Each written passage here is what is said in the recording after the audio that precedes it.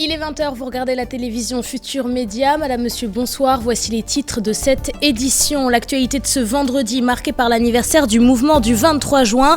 6 ans après sa création, où en est le M23 ?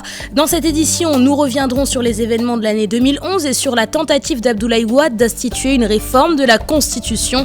Réaction également de l'homme politique Serine Mbacké Ndiaye. Selon lui, le mouvement du 23 juin s'est effrité au fil des années. Ce vendredi, c'est également l'anniversaire de la libération de Karim Wade, condamné à 6 ans d'emprisonnement pour enrichissement illicite. 1 an après sa libération, les Sénégalais s'interrogent toujours sur les conditions de la grâce présidentielle dont il a bénéficié, mais également sur l'implication du Qatar dans sa sortie de prison. Alors que Karim Wade n'est pour l'instant pas revenu au Sénégal, retour sur sa libération dans ce journal. La direction du commerce intérieur de Pikine met la main sur 130 caisses de dates impropres à la consommation. Au marché de Tiaroy, le montant de la saisie s'élève à 23 millions de francs CFA. Le chef du service départemental de la direction du commerce intérieur appelle les populations à faire preuve de vigilance. Sa réaction dans ce journal. À quelques jours de la fête de la Korité, l'UNACOIS-JAPO confirme la hausse du prix des produits de première nécessité par certains commerçants. L'organisation invite ses membres à respecter les prix du marché. Le secrétaire général de l'UNACOIS s'est exprimé au micro de la rédaction. Retrait des enfants de la rue, le mouvement pour la protection de l'enfant tire le bilan 1 an après le lancement des opérations. En réunion hier, vendredi, le collectif demande à l'État l'application effective des mesures déjà prises afin que le retrait des enfants de la rue devienne une réalité au Sénégal. Voilà pour les titres de cette édition. Restez avec nous, le développement, c'est dans une poignée de secondes.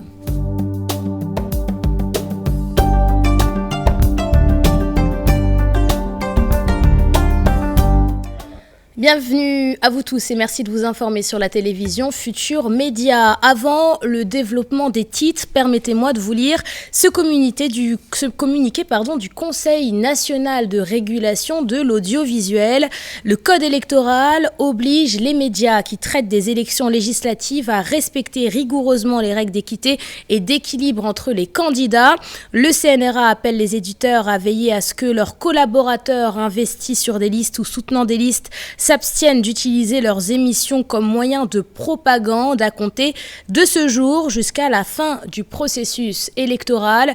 Le CNRA, comptant sur le sens de la responsabilité et sur l'attachement des éditeurs au respect des règles d'équité et d'équilibre, les appelle à faire respecter scrupuleusement cette recommandation, un communiqué du Conseil national de régulation de l'audiovisuel.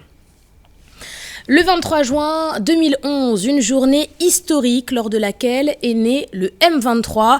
Il y a exactement 6 ans, 60 partis de l'opposition et des organisations de la société civile ont créé le mouvement du 23 juin pour exiger le départ du président Abdoulaye Wade. En 2011, l'ancien chef de l'État avait tenté, souvenez-vous, d'instituer une réforme constitutionnelle. Celle-ci devait abaisser à 25% le seuil minimum des voix nécessaires au premier tour de l'élection présidentielle. Retour sur la naissance du mouvement du 23 juin, c'est avec Chérif Dia. Jeudi 23 juin 2011, une journée historique.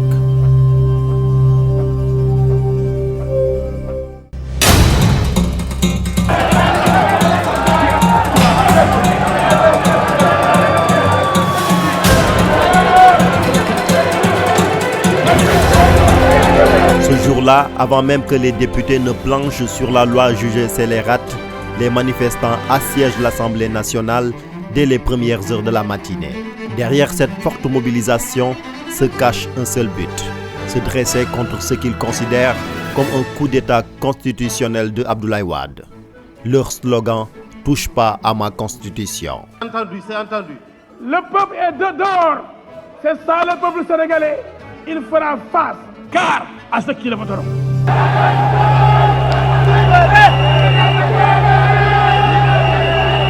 La fameuse loi instituait le ticket président-vice-président et l'élection du président de la République avec un quart bloquant, 25% minimum. Le ministre de la Justice, ayant eu écho de la tension qui règne à l'extérieur de l'hémicycle, retouche son texte et propose aux députés un amendement. Et cet amendement porte essentiellement sur le maintien des dispositions actuelles de l'article 33 de notre loi fondamentale. Les députés approuvent. Le quart bloquant est annulé. Le gouvernement maintient toutefois le projet de loi instaurant le ticket président-vice-président. Loin d'être satisfaits, les manifestants exigent le retrait pur et simple de la loi. La violence s'installe aux abords de la place Soweto. Les forces de l'ordre sont dépassées. La panique s'empare des parlementaires. Si je brûle notre maison, je vais brûler la maison des opposants. Il faut que ça soit clair. S'il vote la loi, nous continuerons à exiger son retrait et le départ du président. Tay Sénégal ñu bari liggéeyuñu tay jour examen la lacrymogène tak na nit ñi xex nañu gañ nañ fi ay nit vraiment toj nañ fi ay auto mais mieux sax ñun lu ñuy ñaan sax man personnellement limay wax projet bi ci bopam ñu retiré ko parce que amul ben sens priorité aujourd'hui moy inondation yi. Plusieurs suspensions de séance à cause des violentes manifestations. La vie des députés est alors menacée. Le régime de Abdoulaye Wade aussi. Conscient de cet état de fait, le groupe parlementaire libéral se retire à nouveau pour une concertation. Il cède à la pression populaire et retire la loi. C'est la délivrance pour les députés qui sauvent leur vie de justesse. Les manifestants qui se réclament force vive de la nation crient victoire.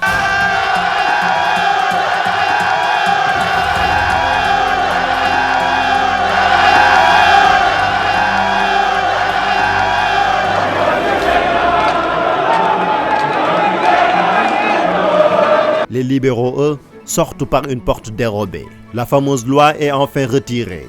Ainsi est né le mouvement du 23 juin. Il marque le début de la fin du régime de Abdoulaye Wade.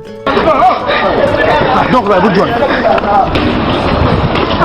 Monsieur le ministre.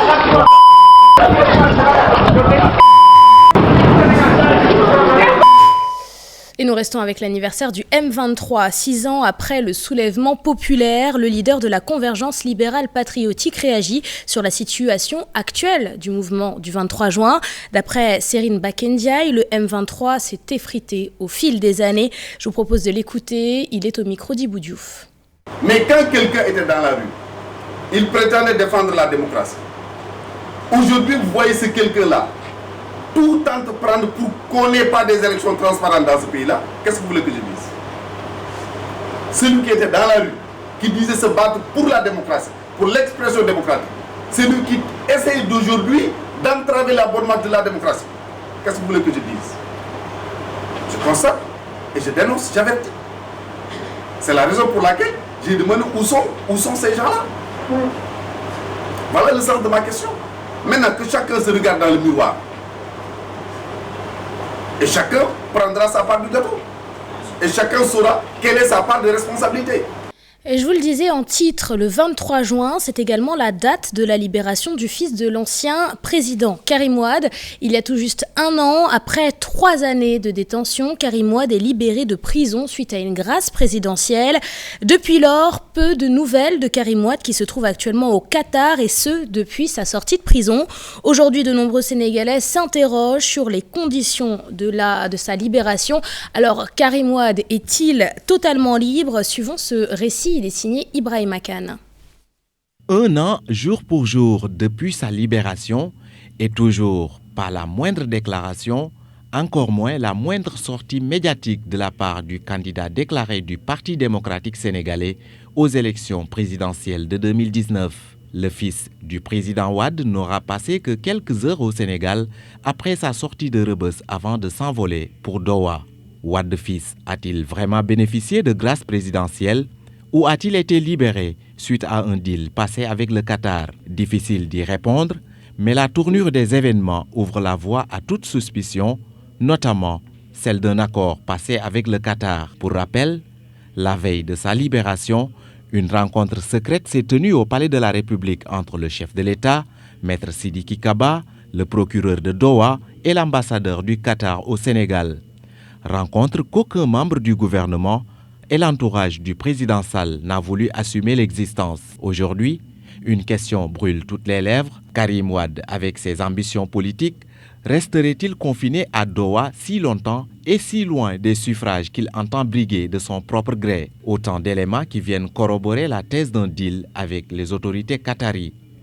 Le cas échéant, quel sera l'avenir de Karim Wade avec la bruit diplomatique notée ces derniers temps entre Dakar et Doha? Une question que tous les observateurs se posent à quelques semaines des élections législatives. Nous poursuivons avec ces questions qui entourent la libération de Karim Wade. Un an après sa sortie de prison, la grâce présidentielle qui lui a été accordée continue de susciter des interrogations. Son voyage au Qatar et l'implication du pays dans cette affaire restent des questions en suspens. Adi Atala. Les choses se sont passées vite de la date du verdict condamnant Karim Wade à 6 ans d'emprisonnement ferme, 138 milliards d'amende et la confiscation de ses biens. De nombreux scénarios se sont déroulés, allant de la correspondance du groupe consultatif des Nations Unies à la plainte de Karim Wade contre l'État du Sénégal en France qui est intervenue, en passant par l'émission du Qatar pour la libération de ce dernier. Autant de pressions qui ont abouti à la libération de l'ancien ministre des Infrastructures sous le régime de Maître Abdoulaye Wade par la grâce présidentielle. Le célèbre détenu, à sa sortie de prison, a pris la direction du Qatar, son pays hôte, dont l'implication pour le libérer a été démentie par les autorités. La libération prétextée est facilitée par un dialogue national et l'intervention des chefs religieux n'est pas sans conséquence. Sur le plan politique, certains de ses partisans n'ont pas apprécié son déplacement sur Qatar au moment où tout le monde l'attendait. Il commence à ruer dans les brancards. Au sein de Benno Bokk Yakaar, le feu couvre, les langues se délient et les positions divergent. Aujourd'hui, les questions que certains acteurs se posent sont: la grâce va-t-elle être suivie d'effets, notamment la reddition des comptes, l'application de la déchéance des droits civiques de Karim Wade, et à quand le retour de ce dernier au Sénégal? Le chef de l'État a eu le pouvoir de gracier Karim Wade comme tout autre détenu. C'est ce qu'a déclaré le président du groupe parlementaire Benno Bokk Yakaar, Moustapha Diakhaté. Un avis partagé par Serine Bakendiaï, président de la Convergence libérale et patriotique. Dans ce reportage, la réaction également de Moussa Sarr, membre de la Ligue démocratique. Nafissatou Silla. En 5 du 23 juin, 5 ans après, plusieurs interrogations sont revenues sur la table. Le mouvement Y en a marre dresse un bilan négatif et dénonce une justice inéquitable. Toutes les célébrités ont accès à la liberté provisoire systématiquement si ce n'est la grâce qui est annoncée par le président de la République himself. Alors que les fils des paysans, les fils des oubliés, ceux qui sont là et qui font la marche, qui constituent même le cœur de ce pays-là, ils sont emprisonnés et on ne parle pas d'eux. La justice est en train de se pencher du côté des forts. La traque des biens mal acquis qui n'a pas abouti, les jeunes de Colobane accusés d'avoir tué le policier Fodé Ndiaye, les longues détentions préventives, entre autres, ont aussi été évoquées. Et sur cette base, Y en a marre lance une alerte avec Yonengi Dieng, ou justice inéquitable. Il faut réouvrir ce dossier-là. On ne demande pas de grâce, on ne demande pas de liberté. On ne demande pas de privilèges pour le bas peuple. On demande juste justice. Ces jeunes de Colobane ne sont responsables que d'être habitants de Colobane. Parce qu'ils habitent Colobane, ils étaient les coupables parfaits. La libération de Karim Wade, en réalité, c'est cerise sur le gâteau. C'est ce qui montre définitivement que Macky Sall, le président Macky Sall et son régime n'ont jamais été intéressés par la traque des biens mal acquis. Combien de personnes ont été citées dans cette traque-là? Combien? Au bout du compte, absolument rien. Il n'y a aucune transparence. Aujourd'hui, le mouvement Y en a marre s'engage pour la sensibilisation des Sénégalais sur Yonengi Dieng. On va faire le tour du pays, comme tout le monde, on va aller voir les marabouts aussi pour leur dire. Et on va construire une grande alliance autour de Yonengi Dieng pour se faire entendre. Ça ira de la sensibilisation aux campagnes de proximité jusqu'au grand rassemblement. 23 juin 2011, 23 juin 2016, depuis, le mouvement Y en a marre respecte sa ligne de conduite, dénoncer tout ce qui est impunité et injustice. Un an après la libération de Karim Wade et à un peu plus d'un mois des élections législatives, où en est le Parti démocratique sénégalais? D'après Mamadoussi Albert et Birima Thior, deux analystes politiques, tout se jouera le 30 juillet prochain. C'est un reportage signé Alassane Ba. Analyse sur l'avenir du Parti démocratique sénégalais après la libération de Karim Wade. Ces analystes politiques donnent leur avis. Tout va se jouer lors des législatives de 2017. D'abord, avant de penser à la présidentielle pour laquelle Karim Wade est le candidat, il y a d'abord l'équation des législatives qu'il faudra résoudre.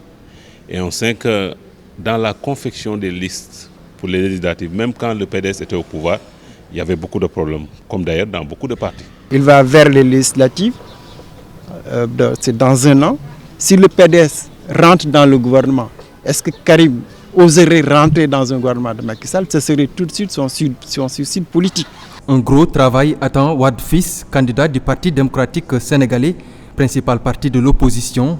Est-ce qu'il a le charisme? Est-ce qu'il a la confiance de tous ces gens qui sont restés derrière le PDS pendant ces 4 ans? Le deuxième challenge également, c'est que est-ce qu'il peut unifier l'opposition sénégalaise?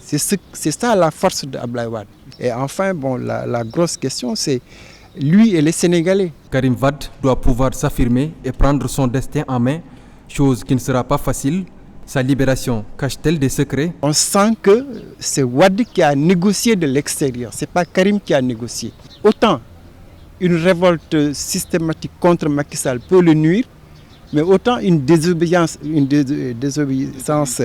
intégrale vis-à-vis de son père aussi peut le nuire. Je pense que le parti a assez duré quand même pour l'échiquier politique pour pouvoir s'adapter. Mais ça aussi, il faudra que les cadres qui sont restés fidèles au parti puissent faire entendre raison au pape du Sopia. Moi, je pense que Karim n'a aucun mérite à toujours se cacher derrière son père pour émerger. Je pense que c'est l'occasion maintenant qu'il montre qu'il peut être digne de la confiance des membres. Wade Fils élargi par grâce présidentielle, sa candidature lors de la prochaine présidentielle menacée. Elle risque de créer un gros débat juridique vu qu'il garde toujours ses droits civiques et civils prévus par l'article 34 du Code pénal. Je vous le disais en titre, 130 caisses de dates impropres à la consommation saisies par la direction du commerce intérieur de Pikine au marché de Tiaroy. Le montant de la saisie s'élève à plus de 23 millions de francs CFA. Le chef de service départemental de la direction du commerce intérieur appelle les citoyens à faire preuve de vigilance. On l'écoute au micro de Salif Sow. Le service départemental du commerce de Pikine a procédé à une importante saisie de dates importées d'une quantité estimée à 1500 cartons. La valeur du produit est estimée à 23 millions. Nous avons mené des investigations au niveau du marché parce que c'était la période du mois de Ramadan. C'est une période que certains commerçants choisissent quand même pour introduire sur le marché des produits qui sont impropres à la consommation. C'est la raison pour laquelle donc, quotidiennement, nous faisons tout pour investir le marché de Tiaroy et d'ailleurs tous les autres marchés du département pour y retirer tous les produits donc, qui sont impropres à la consommation. Et nous attirons l'attention maintenant des populations. La fête de la Korité approche à grands pas. L'UNACOIDJAPO confirme la hausse du prix de certaines denrées de première nécessité. Face à la situation, l'organisation invite ses membres à respecter les prix du marché. Écoutons le secrétaire général de l'UNACOIDJAPO. Ses propos sont recueillis par Ibou Diouf et Younous Diatta. Heureusement, c'est la réalité. On ne l'a pas souhaité, mais la seule raison qu'on peut donner à cette situation, c'est que régulièrement à l'approche de la Tabaski ou bien de la Korité, c'est une situation qui se répète avec récurrence, comme on dit. C'est dû à une loi universelle, invisible, c'est la loi de l'offre et de la demande. C'est des produits très prisés, que sont l'oignon, la pomme de terre, l'huile, et les ménagères sont obligées de subir. Mais c'est des choses difficiles à juguler. En tout cas, nous, à notre niveau, nous ne recommandons pas la surenchère ni l'augmentation des prix. Malheureusement, c'est la loi de la nature. Ils sont obligés de s'y adapter. Le commerçant lui-même n'a pas intérêt à ce que même les prix augmentent. Puisque quand les prix augmentent, souvent même ils vendent moins, puisque ça affecte le pouvoir d'achat. Donc ils ont intérêt à avoir des produits à moins de coût pour pouvoir vendre beaucoup. Malheureusement, c'est comme ça. Préparatif de la fête de Korité, beaucoup de travail pour les tailleurs mais également pour les cordonniers.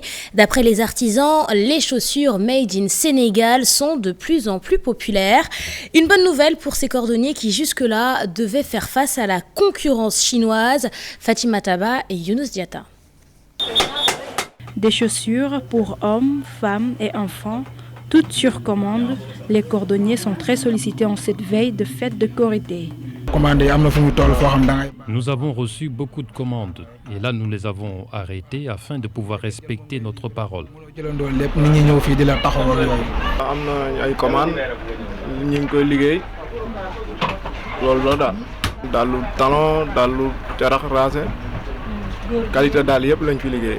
Des chaussures de bonne qualité à des prix abordables de l'avis de ces artisans. Prix mi commencé 1750 ba 12 000. Ben jour nga liggéey ay 5 ay 6 yoy. La paire de sandales est à 3 000 francs et les talons à 6 000 et ce sont des chaussures de qualité. Longtemps confrontés à une concurrence déloyale de la marchandise en provenance de la Chine, ces travailleurs estiment que les choses ont changé. Les Sénégalais s'intéressent davantage à leurs produits. Grâce à Dieu, les Sénégalais s'intéressent de plus en plus à nos produits. Les marchandises chinoises ne nous inquiètent plus.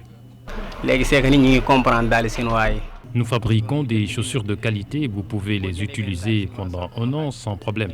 Les Sénégalais s'en sont rendus compte. Kon nit ñi lay comprendre. ñi comprendre ndànk-ndànk.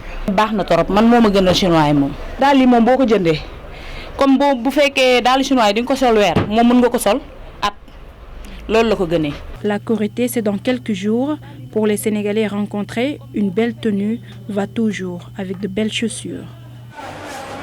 À présent, intéressons-nous aux actes de bienfaisance des célébrités durant le mois de Ramadan. Si certains saluent ces initiatives, d'autres estiment que les célébrités font du m'as-tu-vu dans l'unique but de se faire remarquer. Star sénégalaise et mois de Ramadan, générosité ou simple publicité, c'est un reportage signé Fatou Bintou Conté et Mohamed Sodian. Il est légion de voir durant le mois de Ramadan certaines célébrités redoubler d'ardeur dans des œuvres de bienfaisance. Une action noble selon Maria Dominica Thiam, chef de desk People du journal L'Observateur. Si on a les moyens de pouvoir venir en aide aux nécessiteux, donc pourquoi ne pas le faire?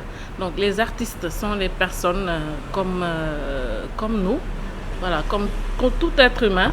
Donc ils ont leur foi.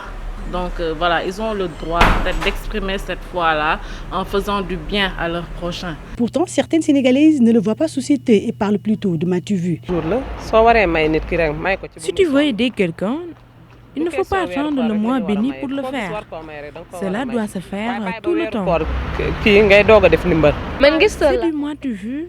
Il faut faire les choses de manière discrète. Le chef de desk People du journal L'Observateur estime qu'il y a une part de vérité dans cela. Peut-être ils le font juste pour se faire voir, pour pouvoir exister, pour pouvoir peut-être créer le buzz autour de leur personne. Donc ça, dans ce cas-là, donc je me dis que c'est pas une bonne chose, parce que ce serait profiter de la détresse de ces gens-là. Le mieux, c'est de le faire surtout en tout temps et à tout moment. Ce n'est pas seulement, le mois de Ramadan, c'est un mois vraiment, où on fait son maximum pour récolter, pour profiter en tout cas des grâces divines. Mais il faudrait qu'on pense plus souvent à ces gens-là. Lutte contre les inondations, alors que l'hivernage s'installe au Sénégal, le gouvernement met en place un plan d'action prioritaire. Suite aux fortes pluies qui sont survenues à Tambacounda, des mesures sont prises dans la région. Matam et Kaffrine sont également des régions considérées comme prioritaires par le gouvernement. À un peu plus d'1 mois des élections législatives, des mesures sont également prévues pour garantir l'accès aux bureaux de vote. Pour lutter contre les inondations, l'État annonce un budget de plus de 2 milliards de francs CFA. Écoutons à ce propos le ministre délégué chargé des inondations. Ces propos sont recueillis par Adia Tala. La digue de Matam qui cause énormément de difficultés aux populations de Matam en période d'hivernage. Les mesures aussi qui doivent être prises à Kaffrine.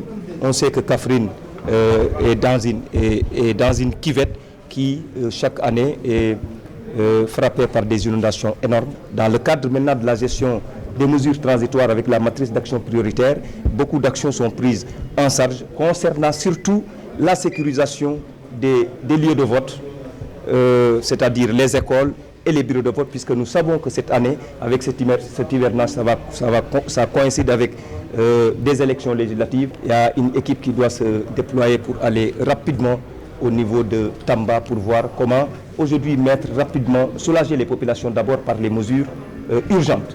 Mais aussi, dans le cadre de la matrice d'action prioritaire, des actions sont déjà prévues pour ce qui concerne les mesures transitoires, les mesures conservatoires pour la région de Tambacounda. Le montant de la matrice d'action prioritaire cette année, c'est 1,9 milliard, près de 2 milliards de francs CFA qui devront être aujourd'hui mobilisés et investis au cours de cet hivernage pour en tout cas permettre à toutes ces populations de ne plus vivre comme on le vivait auparavant, le phénomène des inondations et le risque des inondations. À présent, direction la commune de Fass-Gueule-Tapée, point E. Sur place, les populations qualifient le canal 4 de bombe écologique.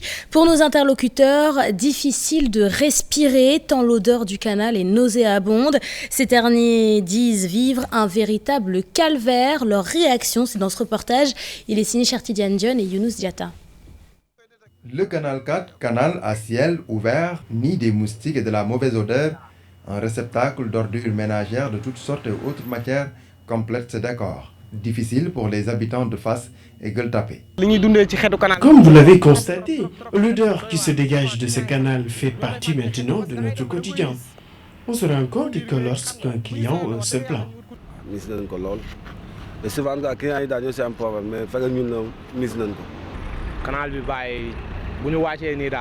Chaque jour, on boit beaucoup de lait à cause de l'odeur nauséabonde qui provient de cet espace. Le matin aussi, on est obligé de se mettre de l'autre côté, juste pour fuir cette odeur qui est insupportable. Ce canal d'évacuation, véritable bombe écologique, ici, l'air n'est pas agréable à respirer. On y jette tout ici, des carcasses d'animaux, des ordures ménagères, bref, du tout, sans exception.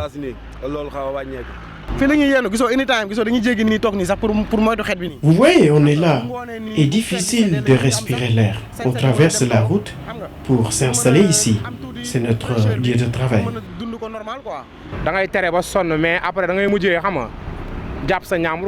Tout au début, on interdisait aux gens de verser leurs ordures ici. Mais on s'est rendu compte qu'on n'y pouvait rien.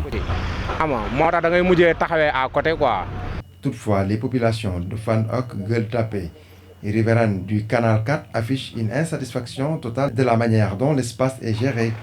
Conséquence, elles disent vivre le calvaire avec le canal qui traverse leur quartier. À présent, la réaction du maire de Fass-Gueule-Tapée, Koloban. D'après lui, la gestion du canal 4 relève de la compétence de la mairie de Dakar. Ousmane Doye soutient avoir mené des campagnes de sensibilisation. Il ajoute que des politiques d'assainissement sont en gestation. Écoutons-le, Chertidiane John lui a tendu son micro. En ce qui concerne le canal du point E, le canal 4, alors il faut simplement retenir que le curage du canal n'est pas sous la compétence de la mairie de Gueule-Tapée Fass-Colobane. C'est la ville de Dakar qui est responsable de ce canal. Maintenant, l'année dernière, nous avions essayé plusieurs fois de curer, nous on n'a pas les moyens de le faire, et le ministère de l'Hydraulique et de l'Assainissement nous avait aidé à faire un premier curage qui n'avait pas terminé. Il l'avait entamé, mais ça n'avait pas été terminé. Nous avons des bâtiments, nous avons des Ndeïdar, nous avons des délégués de quartier, nous avons des conseillers municipaux qui habitent dans la commune, qui passent leur temps à parler aux populations. On ne peut pas faire plus que ça. Quand ils vont faire le branchement plan d'eau, tu n'es pas au courant. Tu te réveilles le matin, tu vas avoir un mouton, un cadavre de mouton dans le canal, tu n'es pas là quand ils le font, tu n'as pas les moyens de faire sortir tout ça. Possible fuite dans les évaluations des classes de 4e à Rufisque. L'inspection d'académie mène l'enquête. D'après l'un de ses membres, au-delà des sanctions administratives, l'institution n'exclut pas de porter plainte si le délit de tricherie est confirmé. Écoutons Cher Dion, il est au micro de Biradiagne. C'est regrettable parce que ça entache l'image de marque de l'Académie de Rufisque. On est tous peinés et on a tous mal en tant que gestionnaire du système dans cette académie-là. Comme vous le savez, au premier semestre, il y a eu effectivement des fuites dans les compositions groupées au premier semestre, dans une IF de l'académie. J'ai mis en place une commission d'enquête. C'est clair que nous avons des pistes prometteuses. Et inévitablement, nous irons vers une prise de décision, vers des sanctions. Une année après le lancement des opérations pour le retrait des enfants de la rue, l'heure est au bilan pour le mouvement de protection de l'enfant. Regroupant des organisations de la société civile, des partenaires techniques et financiers, le collectif demande à l'État du Sénégal l'application effective des mesures déjà prises. Ibou Diouf et Tierno Laurent Mendy. Le mouvement pour la protection de l'enfant pour faire ce bilan, suite aux opérations de retrait des enfants de la rue lancées le 22 juin 2016, une année après cette décision historique de l'État du Sénégal.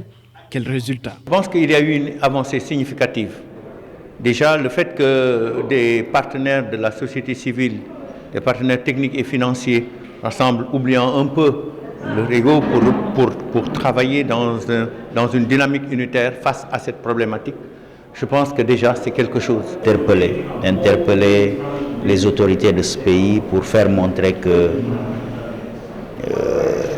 la mesure, de la même manière qu'elle avait été saluée et soutenue, mais dans sa mise en œuvre, il y a eu beaucoup de difficultés, beaucoup de boulot.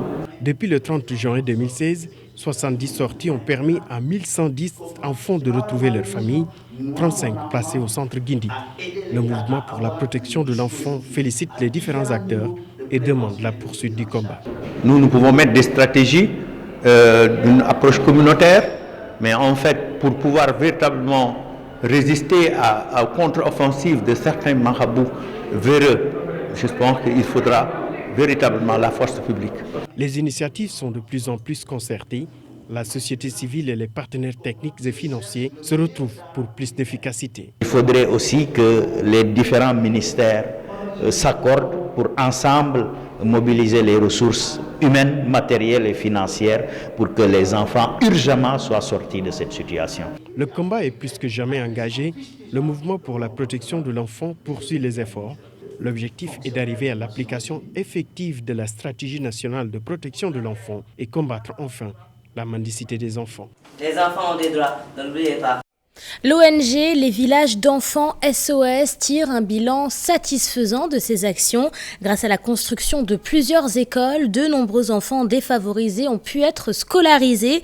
La directrice nationale du Village d'Enfants SOS s'exprimait à l'occasion de la journée internationale de l'organisation. Sa réaction, c'est dans ce reportage signé Aïssatou Paye et Mohamed Sodia. Village d'Enfants SOS, 40 années d'existence. Bilan positif, dira la directrice. Divers programmes, infrastructures mises en place, insertion des enfants dans la vie sociale. Nous sommes passés à la création d'un seul village à maintenant 5 villages d'enfants. Nous sommes passés de 0 programme de renforcement de la famille à 8 programmes maintenant de renforcement de la famille.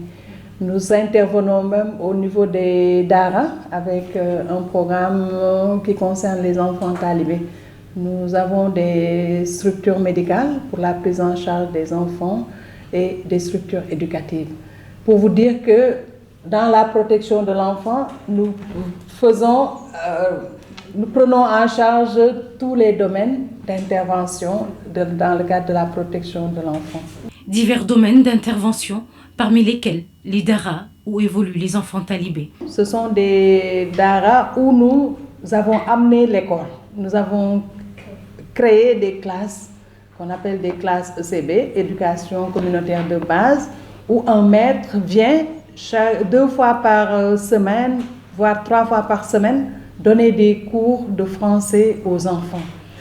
D'un certain niveau, ce sont des maîtres, qui ont une pédagogie qui ont été formés, ce sont des maîtres qui ont été formés avec une pédagogie par les inspecteurs et tout. Donc, ils arrivent à leur donner tout ce qui est base de lecture, calcul et tout. Et ces enfants-là continuent d'apprendre le Coran au niveau de ces daras. 23 juin, journée internationale des villages d'enfants SOS, initiée par Herman Meiner, dédiée aux enfants orphelins. L'actualité internationale nous mène au Tchad, en Côte d'Ivoire, en Syrie et au Botswana avec la disparition de l'ancien chef de l'État, Kétoumilé Massiré, deuxième président du pays. L'actualité hors de chez nous est racontée par Daniel Diouf. Kétoumilé Massiré n'est plus. L'ancien président du Botswana, deuxième chef d'État de ce pays d'Afrique australe après son indépendance, est mort à l'âge de 91 ans. C'est ce qu'a indiqué son entourage ce vendredi. Kétoumilé Massiré était hospitalisé depuis vendredi dernier pour une opération.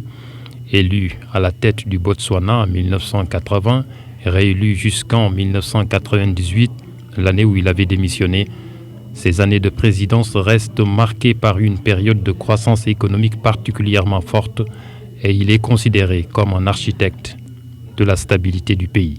Les pluies diluviennes qui s'abattent depuis fin mai sur Abidjan ont fait au moins 15 morts et de nombreux blessés. Des précisions du porte-parole du gouvernement, ministre de la Communication, lors d'une conférence de presse ce mercredi. Les victimes sont essentiellement des habitants de quartiers précaires, pauvres en infrastructures. Outre Abidjan, les pluies ont également provoqué d'importants dégâts matériels dans la ville de San Pedro au sud-ouest du pays, où se trouve le deuxième port de Côte d'Ivoire, stratégique pour l'exportation de cacao. La ville a été isolée pendant plusieurs jours après qu'un pont le reliant a cédé suite aux fortes pluies. Et puis, comme l'avait annoncé le gouvernement tchadien, les salaires des fonctionnaires vont subir quelques modifications dans le cadre d'un projet de collecte budgétaire. De nouvelles mesures, dont la réduction des indemnités des fonctionnaires de la police nationale, le gel des avancements statutaires des fonctionnaires et agents de l'État, le gel des frais de transport de juin à décembre 2017, entre autres, seront appliqués au salaire des fonctionnaires. Un passage obligé, affirme le gouvernement, pour faire face à la sévère crise économique que traverse le pays, mais également pour faire des économies de 43 000 milliards de francs CFA d'ici la fin de l'année.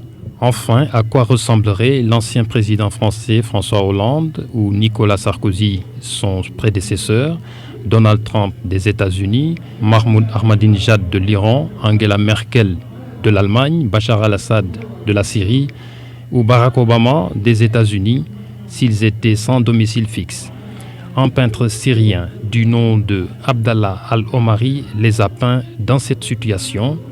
Dans ses œuvres, les grands de ce monde ne sont plus en complet ou tailleurs bien repassés.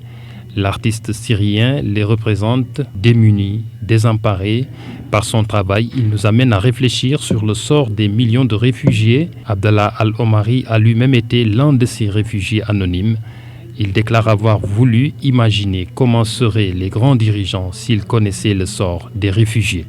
Voilà, c'est la fin de cette édition. Merci de l'avoir suivi, merci de votre fidélité. Je vous souhaite de passer un excellent début de week-end et vous donne rendez-vous demain à 20h pour le journal du soir. Très bonne soirée.